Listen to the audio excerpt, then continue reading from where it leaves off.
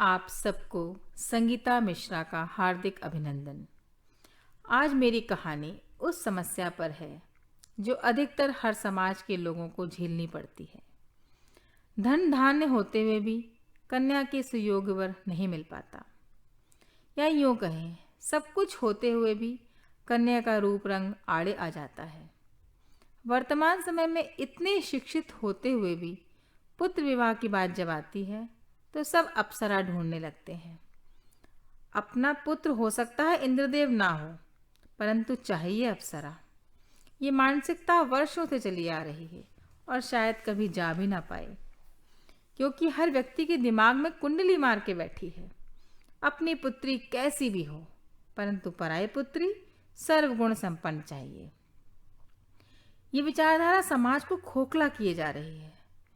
कन्याओं की नुमाइश सी लगती है, ना पसंद होने पर पुनः कहीं और पुतले की तरह तैयार कर खड़ी कर दी जाती हैं, जैसे वो किसी की बेटी नहीं, कोई वस्तु हो।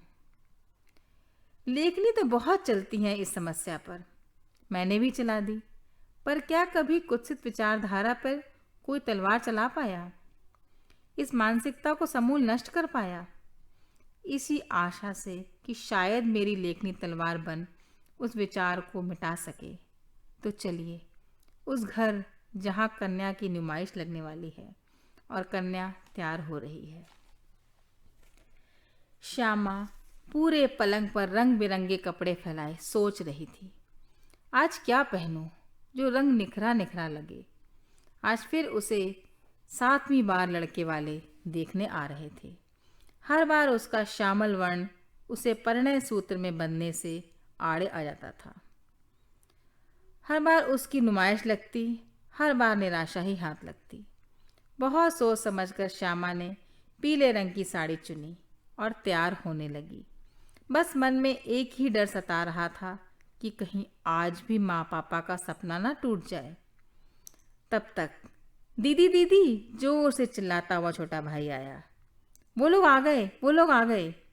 ये सुनते ही श्यामा शर्मा सी गई और बोली, ठीक है ना, मुझे क्यों बताने आया, चल भाग यहाँ से, और उसको भगा दिया। नीचे बैठक में श्यामा के माँ पापा ने लड़के वालों की आव भगत के लिए अपनी हैसियत भर खूब इंतजाम किया था। ठंडा, गरम, तीखा, मीठा सब तरह के व्यंजन मंगवाए थे। शायद वो ये करते करते अभ्यस्त से हो गए थे, 6 बार जो कर चुके थे। थोड़ी देर बातचीत के बाद केशव की माँ ने श्यामा को लाने को कहा।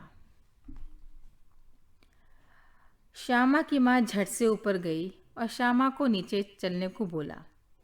श्यामा का भाई कई बार ये सब देख चुका था, वो भी इस बार को आखिरी बार बनाना चाहता था, इसलिए भगवान के आगे हाथ जोड़ के खड़ा था। श्यामा ने उसे देख बहुत दुखी हुई, इतना छोटा पर घर की परिस्थिति से पूर्णतः अवगत है। श्यामा माँ के साथ पीले रंग की साड़ी में बैठक में आई। नाक नक्श ठीक ठाक थे, एकहरा बदन था, लंबाई भी ठीक थी। कुल मिलाकर श्यामा एक साधारण लड़की थी, बस रंग श्यामल था। वो जैसे ही आई, केशव की माँ बाबा और स्वयं केशव उसे देख ऐसी भाव भंगिमा प्रदर्शित करने लगे, अरे इसे कैसे पसंद करें। पर फिर भी उन्होंने उसे बैठने को कहा। थोड़ी बहुत बातचीत पूछी, जिसका जवाब श्यामा ने बड़ी सौम्यता से दिया। फिर बहुत देर हॉल में चुप्पी छाई रही, जैसे तूफान के पहले की शांति हो। श्यामा समझ गई, इस बार फिर उसके सपनों में श्यामलता का पर्दा पड़ गया और उसकी आंखों में आंसू आ गए। तभी श्यामा की माँ बोली, श्यामा बेटा, सबको चाय तो दे दो। वो धीरे से जी बोलकर उठी। पहले केशव की माँ पापा को चाय दी, फिर केशव की ओर झुकी। चाय पकड़ाते केशव के सांवले हाथों पर एक आंसू की बूंद टपक गई। उसके हाथों पर वो आंसू की बूंद मोती की तरह चमक रही थी। उस एक बूंद ने केशव को अंदर तक झकझोर दिया। उसने अपने को संभालते हुए किसी तरह चाय खत्म की। सबको चाय दे प्रणाम कर श्यामा ऊपर चली गई और कमरे में रोने लगी। छोटा भाई सब चुपचाप देख रहा था। पर बेचारा कर भी क्या सकता था। केशव और उसके माँ पापा सबसे आज्ञा ले चलने को खड़े हुए तो श्यामा के पापा ने हाथ जोड़े और कहा, तो आपका क्या विचार है? केशव के पापा ने सोचकर बताने को कहा। माँ झट से बोली, दोनों सांवले होंगे तो हमारे आगे की पीढ़ी भी सांवली होगी। ये कटाक्ष सुन श्यामा की माँ सोचने लगी, स्त्री होकर स्त्री की भावनाओं को किस तरह कुचल रही हैं।